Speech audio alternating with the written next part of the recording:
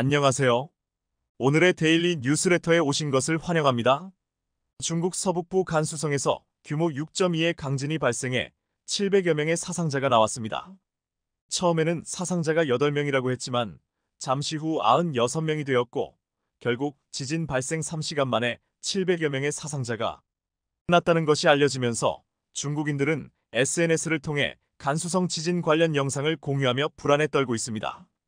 더구나 이번 간수성 지진 이후 윈난성 등 중국 서북부 지역에 심상치 않은 연쇄 지진이 발생해 이번 지진의 원인을 두고 여러 가지 설이 나오고 있습니다. 그런데 이런 상황에서 이번 지진이 인재라는 이야기가 들려오기 시작합니다. 사실 얼마 전까지만 해도 간수성은 축제 분위기였기 때문입니다. 지난 12월 2일 중국 언론들은 일제히 중국 간수성에서 석유가 1억 톤 이상 매장된 것으로 추정되는 대형 유전 발견됐다는 기사를 보도했습니다. 당시 관영 신화사 통신은 중국석 유천 연가스 CMPC 산하 창칭 유전이 2021년 6월부터 간수성 칭양시 홍더 지역 유전을 탐사한 끝에 2년여 만에 석유가 매장된 것으로 추정되는 유전을 발견했다고 보도했습니다.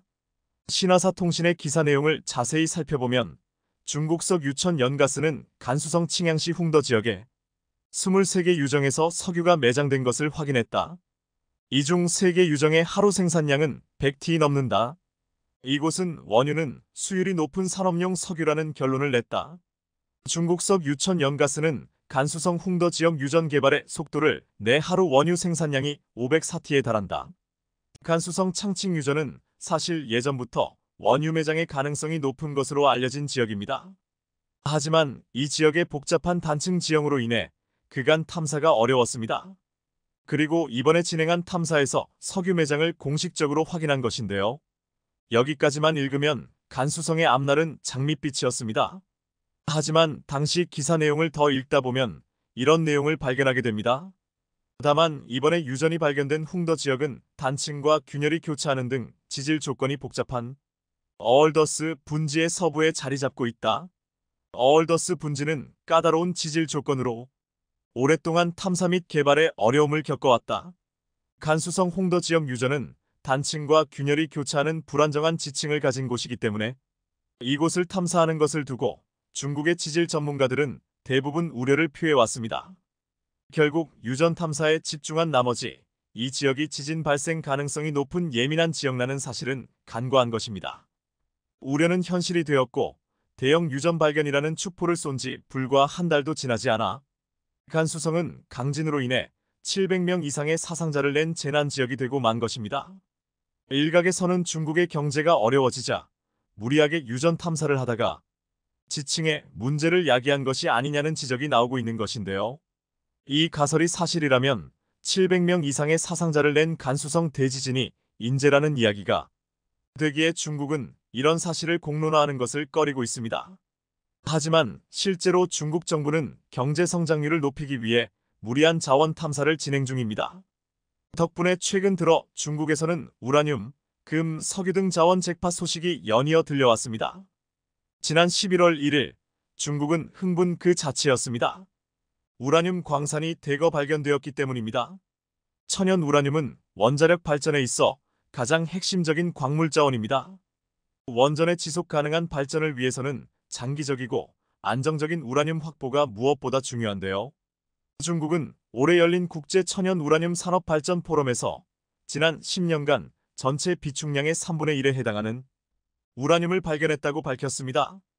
또한 중국 국내와 해외에서의 우라늄 개발, 국제 무역, 전략 비축량 확보 등을 통해 안정적인 우라늄 공급 시스템을 조기에 구축했다고 강조하면서 원전을 위한 우라늄 수요를 충분히 감당할 수 있게 되었다고 자신했습니다. 또 중국 내이멍구에서 대규모 금광이 발견되어 중국 전역을 떠들썩하게 했습니다. 내이멍구 금광은 약 170억 위안, 우리 돈으로 약 3조 900억 원의 가치가 있는 것으로 추정되었고 인구 14만 명에 불과한 내이멍구 우라터중기는 중국의 대표적인 지하자원의 보고로 떠올랐습니다. 더구나 내이멍구 우라터중기는 금은 물론 은, 석탄과 석유, 철, 납, 아연, 흑연 등 68종의 지하자원이 매장되어 있어 잠재적 경제 가치가 72조 이상이라는 점이 알려지면서 단숨에 소중한 지역으로 대접받게 되었는데요. 물론 중국은 이 지역 일대를 수년간 심층 탐사했고 올해만 57곳에서 27,000여 m을 시추하는 등 2.52km을 탐사한 끝에 거둔 성과였습니다.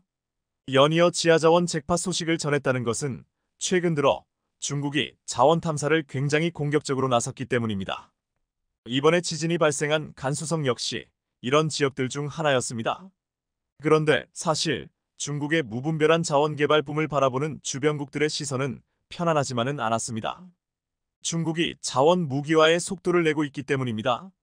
미국을 중심으로 서방 국가들은 중국에 대한 경제 제재를 가속화하고 이에 맞서 중국은 히토류 등 수출 규제 장벽을 높이고 있는 가운데 중국이 우라늄, 유전, 가스전 등을 계속해 발견하는 것이 반갑지만은 않은 소식이었습니다.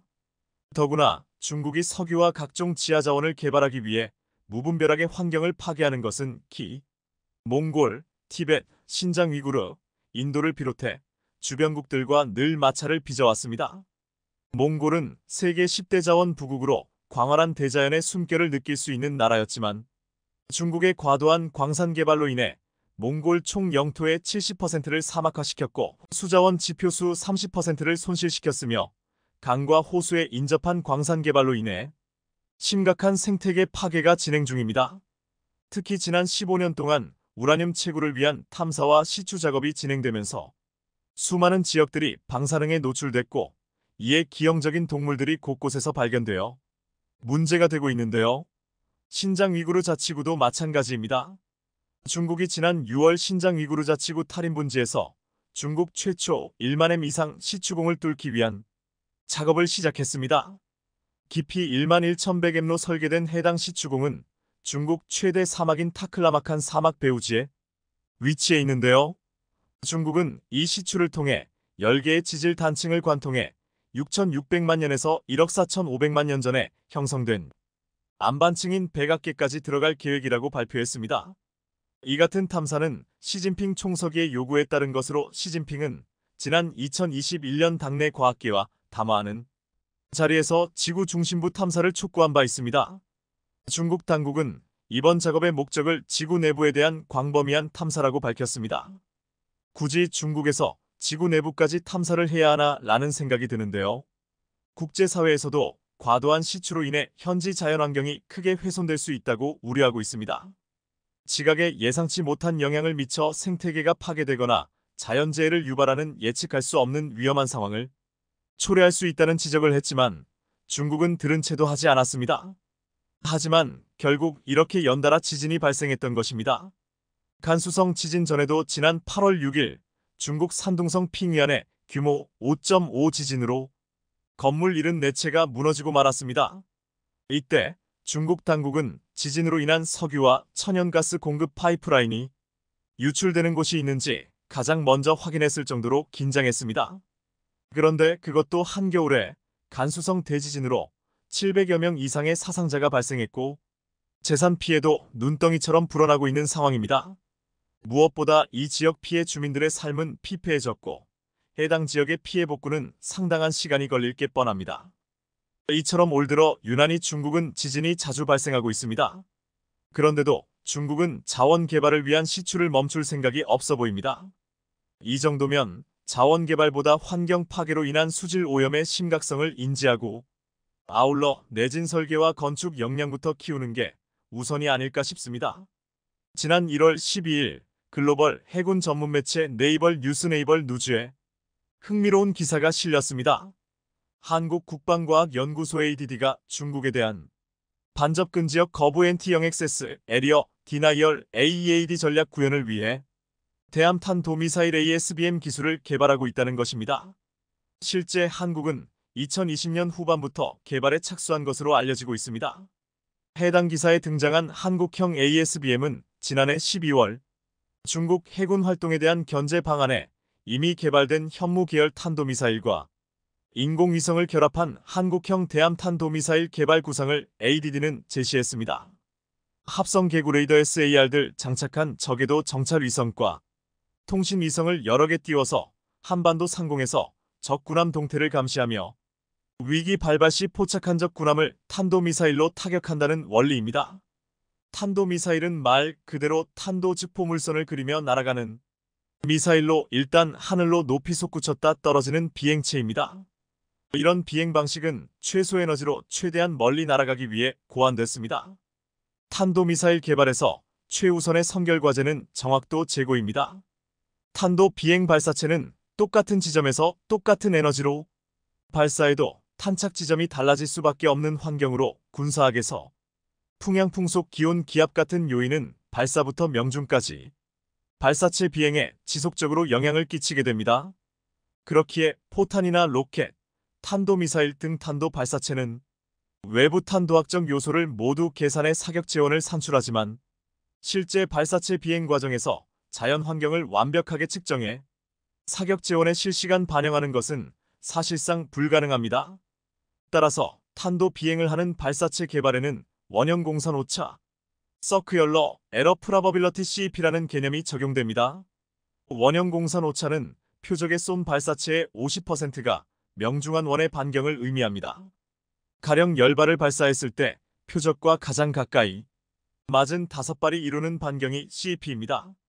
CEP가 100M 나면 탄도미사일을 10발 썼을 때 표적점에서 반경 100M 안에 5발이 명중했다는 뜻입니다. CEP는 대체로 비행거리 시간에 비례해 증가하는데 그만큼 사전에 계산하기 어려운 외부 탄도학적 요소가 많은 영향을 끼치기 때문입니다. 냉전 시기에 개발된 장거리 탄도미사일의 CEP는 km 단위에 달할 정도로 크게 벗어났습니다. 소련이 개발한 스커드 미사일 초기형의 경우 CEP가 3km 이상으로 청와대를 겨냥해 발사하면 동대문 근처에 떨어진다는 얘기입니다. 그만큼 탄도미사일로 목표를 정확히 타격하는 것은 대단히 어려운 일이고 민간인 피해가 커질 수밖에 없습니다. 이처럼 탄도미사일의 기본 원리를 찬찬히 살펴보면 ASBM 개발이 얼마나 어려운지 알 수 있습니다. CEP는 고정된 타깃을 향해 탄도 비행체를 발사할 때 생기는 오차인 반면 ASBM은 움직이는 표적을 맞춰야 합니다. 2000년대 중반 중국이 세계 최초로 사거리 2000만 2500km에 달하는 항공모함 킬러라고 주장하는 ASBM DF-21D를 내놓았다고. 하지만 정밀성에 대해 효과 있는 이론 제시를 하지 못했습니다. 실전에서 중국이 DF-21D로 미 항공모함을 맞추기는 힘들다는 것이 군사 전문가들의 의견입니다. DF-21D가 중국의 자랑처럼 항공모함 킬러가 되려면 실전에서 다음과 같은 상황을 전제해야 한다고 전문가들은 주장합니다. 우선 발사 진지부터 목표물까지 전 구간의 관측 장비 수천 개를 설치해야 한다. 이를 바탕으로 항공모함 조타수가 어느 방향으로 함수를 돌려 몇 노트 속도로 이동할지 알아내야 하는데 그렇다면 미항모의 작전을 미리 알고 있어야 한다는 것입니다. 군사위성도 항모의 위치를 계속 추격할 수는 없습니다. 그렇다면 우리가 개발하고 있는 한국형 ASBM 역시 중국 DF-21D처럼 실전에서 위력을 발휘하기 어렵지 않나? 는 말이 나옵니다. 그러나 결론부터 말하면 아닙니다. 한국형 ASBM이 노리는 타깃은 수천 km 밖에서 움직이는 표적이 아닌 1000km 범위 내에 있는 고정 또는 이동 표적입니다. 미국이 개발하는 새로운 개념의 ASBM 방식과 같습니다. 미국은 차세대 전술 탄도미사일 PRSM, 프리시전 스트라이크 미설에 ASBM 임무를 부여할 계획입니다. 기본형은 사거리 500km, 개량형은 700km 이상인데 미국이 생각하는 ASBM 개념은 중국과는 다릅니다.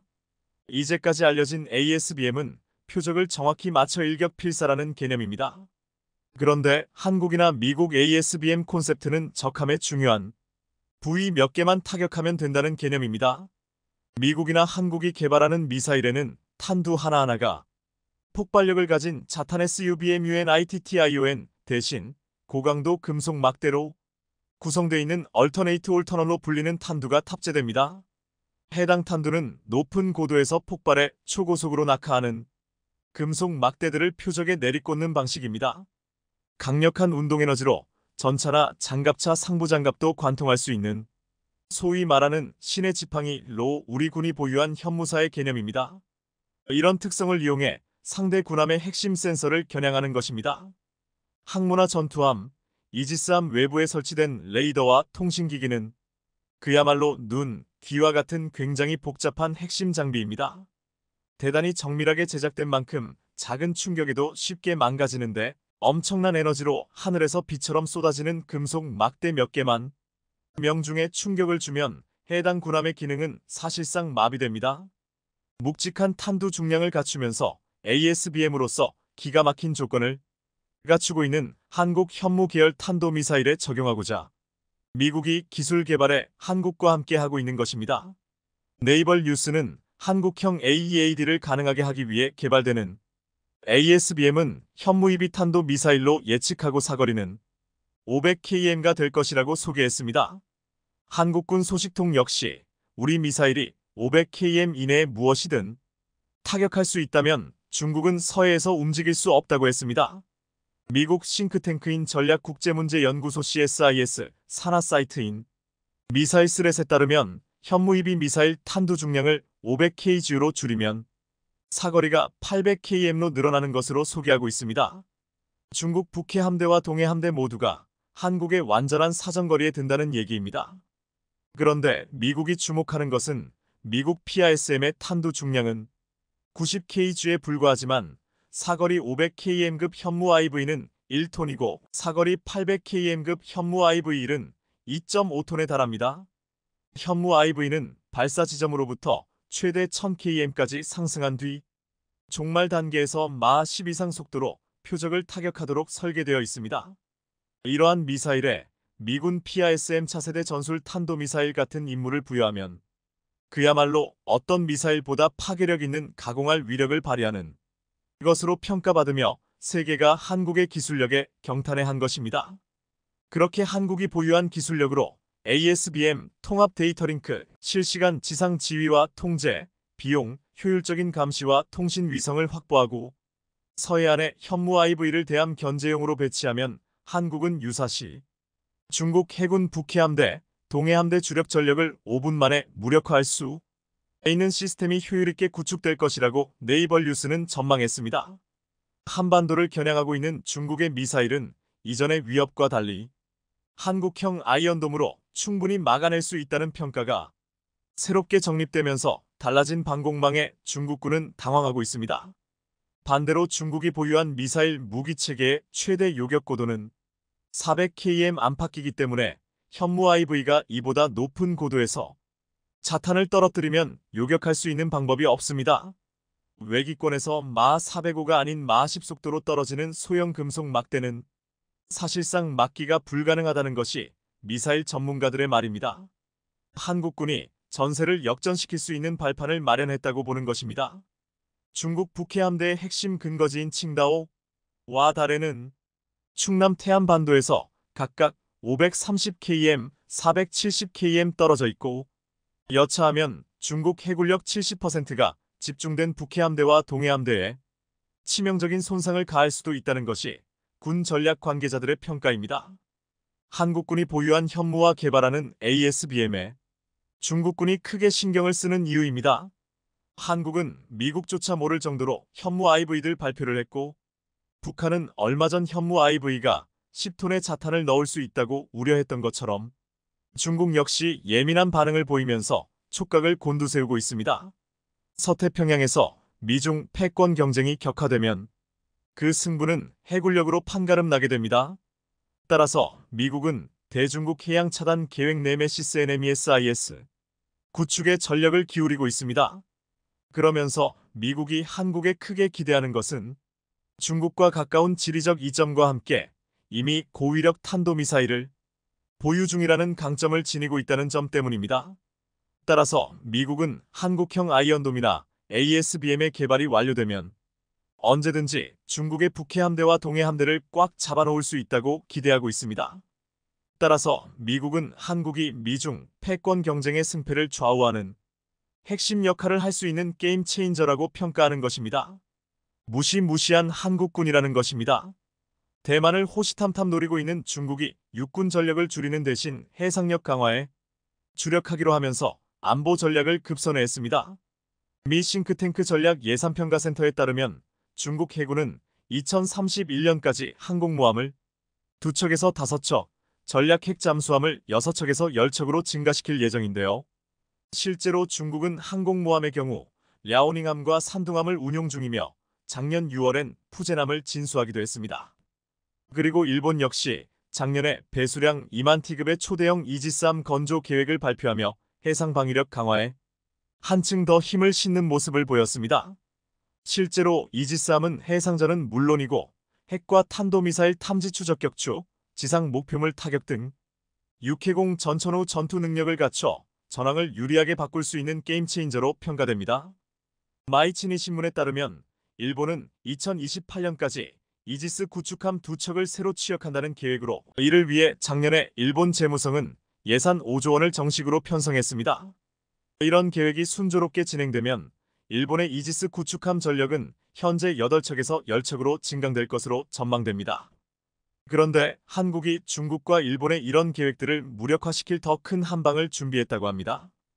과거 미국마저 포기했던 일을 최근 한국이 우리 버전으로 설계하겠다고 나서면서 북한은 물론 중국과 일본이 바짝 긴장하고 있다는데요. 중국과 일본에는 없는 미친 화력을 자랑하는 함정이 조만간 한국에서 등장할 거라고 하는데 최근 대한민국 해군에 엄청난 일이 벌어지고 있다는 소식이 전해졌습니다. 떠다니는 미사일 기지라고 불리는 합동 화력함이 다름 아닌 한국에서 직접 설계된다는 사실이 확인된 건데요. 과거 미국도 포기했던 일을 한국에서 손떼기 시작하면서 이 소식을 들은 미국에서조차 크게 놀라며 상황을 매우 관심 있게 지켜보고 있다고 합니다. 방산업계에 따르면 우리 해군은 합동 화력함 3척을 확보한다는 구상으로 해군은 올해 안에 개념 설계를 마무리해 함정의 규모와 형태, 미사일 탑재량 등 ROC 즉 작전 요구 성능을 확정할 방침이라고 합니다. 우리 군은 내년 국방중기 계획에 합동 화력함 기본 설계와 건조 사업을 올려 5년 안에 유의미한 결과를 낼 거라고 강한 자신감을 내비쳤습니다. 또한 궁극적으로 이런 합동 화력함의 함대지 탄도미사일이 가세하게 된다면 대한민국은 동북아 최강위 바다의 창과 방패를 보유하게 될 것으로 보이는데요. 실제로 우리 해군은 이 같은 큰 그림을 갖고 최근 합동 화력함용 함대지 탄도미사일을 전력화하기로 결정하면서 실현 가능성을 내비쳤습니다. 방산업계에 따르면 지난 13일 방사청은 제152회 방위사업추진위원회를 열어 함대지 탄도미사일을 개발하는 사업추진 기본 전략을 의결하고 2036년 전력화를 목표로 내년부터 6,100억 원을 투입하기로 사실 그동안 먼 바다에 떠있는 군함에서 내륙 깊숙한 지역을 타격하는 작전은 주로 순항미사일을 이용해서 이뤄졌던 게 일반적이었습니다. 그것도 그럴 것이 순항미사일에 의한 공습은 정확도가 높아 민간인 피해가 거의 없는 정밀 타격이 가능했기 때문입니다. 그리고 미 해군의 이지스함이 적대국의 도발을 억제하는 전략 자산으로 분류된 것도 내륙 지역의 표적을 무력화하는 토마호크 순항미사일의 존재가 결정적이기도 했습니다. 하지만 최근 들어 순항미사일의 한계가 두드러지면서 각국에서 다른 대안이 제기되고 있는 상황으로 우리 해군 역시 새로운 접근법으로 해상력을 높이려 하고 있는 겁니다. 실제로 순항미사일의 경우 명중률이 높지만 파괴력이 부족하다는 치명적인 단점이 있으며 지표면 가까이 비행하는 특성 때문에 속도가 음속에 미치지 못하면서 적 방공망에 포착돼 요격될 확률도 높습니다. 더구나 최근 건축 기술이 발달하면서 초고강도 콘크리트로 만든 벙커가 잇따라 등장하고 있지만 토마호크를 비롯한 기존의 순항미사일은 관통력이 높지 않아 벙커를 무력화하기가 쉽지 않은데요. 그런데 앞으로 국내에서 새로 개발될 함대지 탄도미사일은 순항미사일의 이런 단점들을 보완해줄 엄청난 무기가 될 것으로 보입니다. 실제로 높은 고도에서 빠른 속도로 낙하하는 탄도미사일은 파괴력이 순항미사일보다 훨씬 강한데다 요격 회피 기술을 전용하면 패트리엇이나 S-300지대 공미사일도 요격이 쉽지 않습니다. 해군에 따르면 한국이 만들 함대지 탄도미사일은 다누시와 개념은 비슷한 것으로 알려졌지만 현무 탄도미사일과 SLBM 개발을 통해 축적한 경험과 기술, 탑재 함정의 차이를 감안하면 위력은 더 우수할 전망입니다.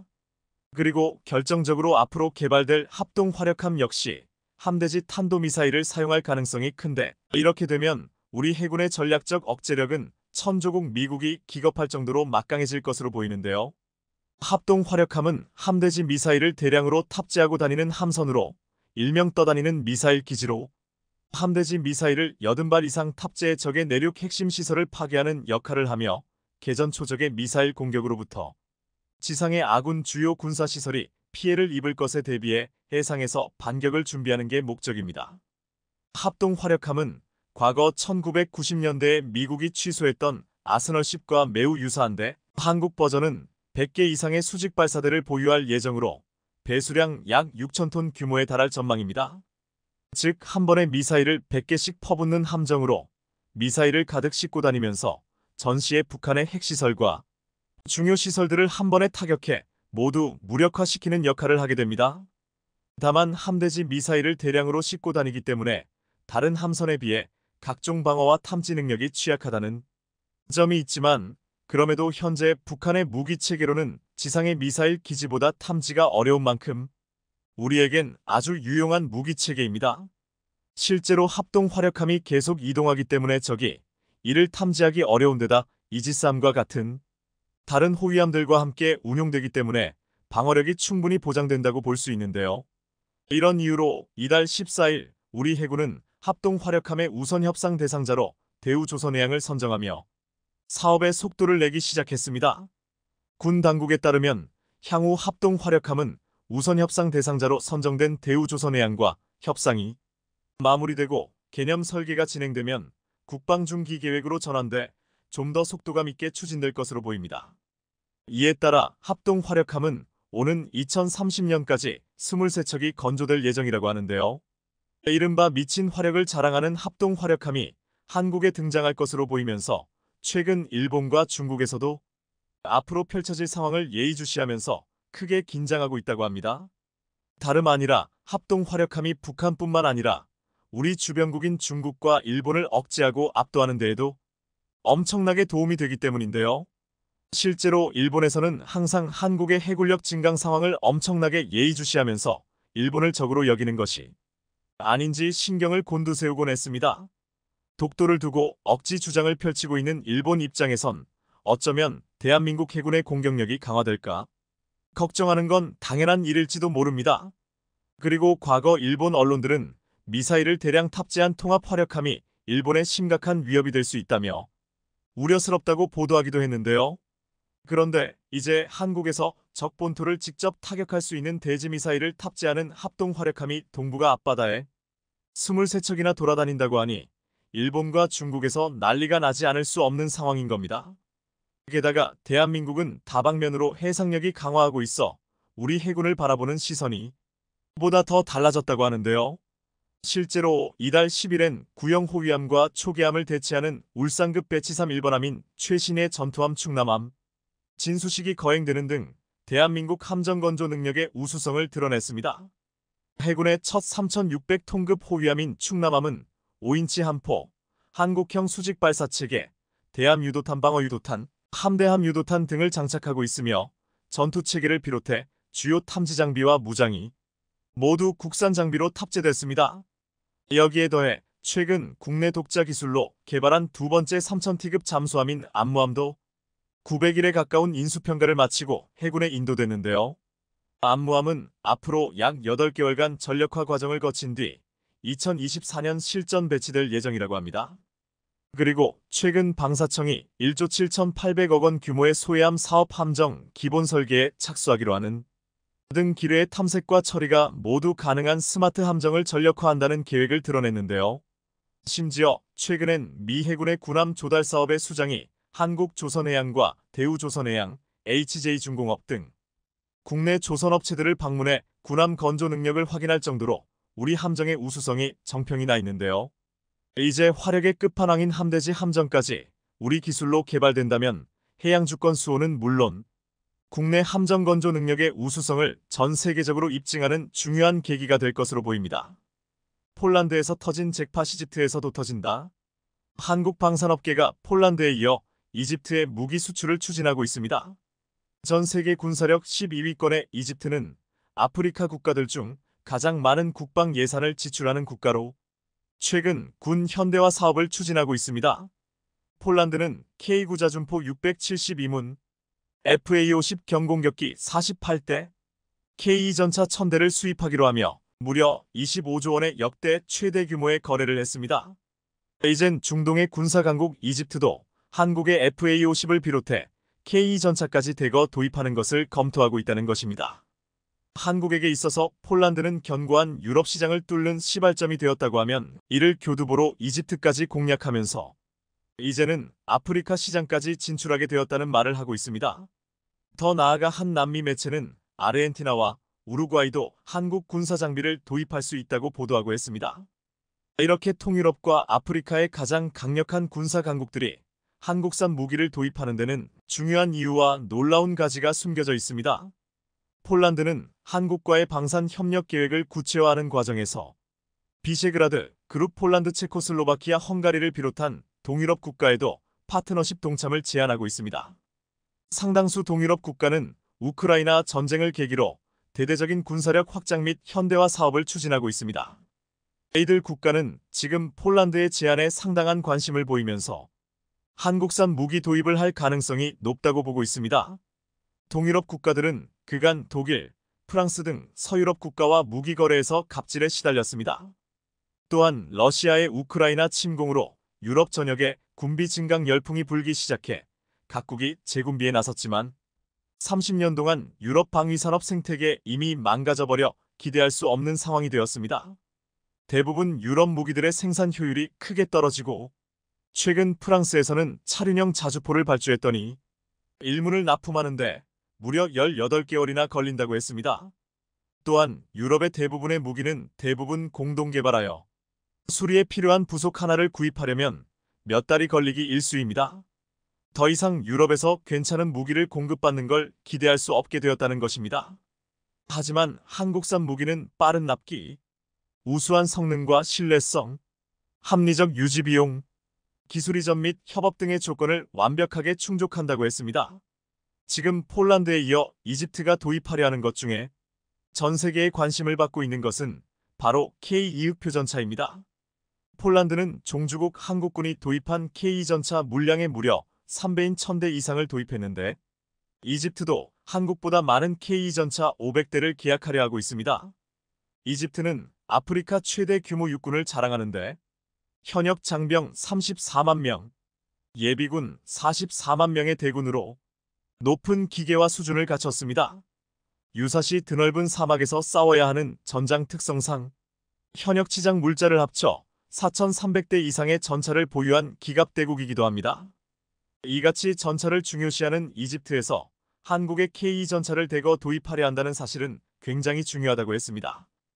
이집트는 이미 지난 2020년 러시아와 T-90MS 500대를 면허 생산하기로 계약을 맺었습니다.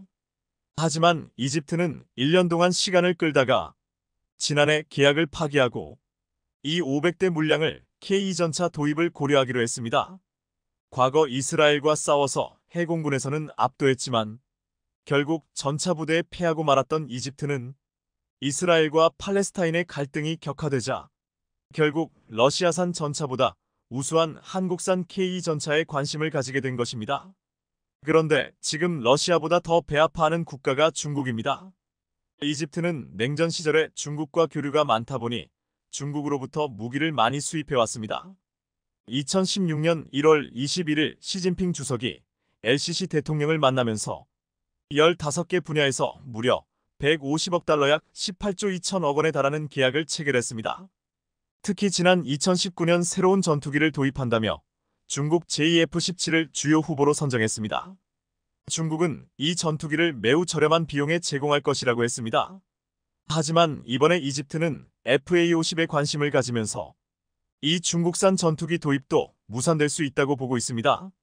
2019년 7월에 이집트의 신행정수도 건설에 중국 자본이 많이 투입되고 중국 기업들이 많이 진출했지만 이 과정에서 1대1로에 이집트도 참여한 것에 대해 이집트 내에서 우려의 목소리가 높아지기도 했습니다. 중국은 그동안 아프리카 국가들을 1대1로에 참여시키며 남의 기술 백에서 값싸게 무기들을 팔아 이속을 챙겨왔습니다. 하지만 이집트를 시작으로 이제 아프리카 국가들까지 한국산 무기들이 인기를 끌면서 자신들이 공들여왔던 시장을 한국에게 빼앗길 수 있다는 위협감을 느끼고 있다고 했습니다. 이번에 이집트가 전통적인 방산협력국 러시아와 중국을 버리고 한국산 무기, 특히 K2전차를 선택한 데는 압도적인 경쟁력에 있다고 했습니다. 우선 러시아산 T-90S는 2000m 거리에서 60만 650 장갑판밖에 관통하지 못하지만 한국산 K2전차는 2000m 거리에서 70만 850 수준의 장갑 관통력을 보입니다. 이 정도의 공격력을 발휘할 수 있는 동급 전차는 K2가 유일합니다. 특히 K2 전차를 만드는 현대로템은 오만에 수출하기 위해 K2 사막 수출형을 만들어 뜨거운 사막 지형에서도 놀라운 기동력과 성능을 입증해 보였습니다. 비슷한 환경을 지니고 있는 이집트에서도 이 같은 환경적 응력은 너무나도 중요하기에 매력적으로 보였다는 것입니다. 오만은 지난해 차세대 전차 도입 프로젝트에서 K2흑표 전차를 최종 선정했는데 총 76대로 1조 원이 넘는 프로젝트였습니다. 오만이 K2를 선택하면서 굉장히 까다로운 요구와 성능 시험을 했다고 했습니다. 반면 오만에서 K 흑표와 경쟁을 펼친 독일의 레오파르트는 마른 하천에 빠져 헤어나오지를 못했고 우리 기술로 만들어 경쟁 붙은 터키 알타이 전차는 주행 시험 도중 퍼지기도 했습니다. 당시 K2 흑표 전차는 오만에서 사막 주행 영상을 공개했는데 1500마력으로 최대 70km 속도로 사막을 질주하는 장면은 놀라울 정도였습니다. 또한 K2 전차는 전투 중 아군과 적군을 쉽게 구별할 수 있는 피하 식별장치 등 첨단 기술을 보여주며 수심 4.1m까지 잠수도하할 수 있는 능력까지 보여주었습니다. 또한 중동의 무더위에 대비해 내부에 에어컨을 달아 최대 43도까지 대응할 수 있게 만들어 주었습니다.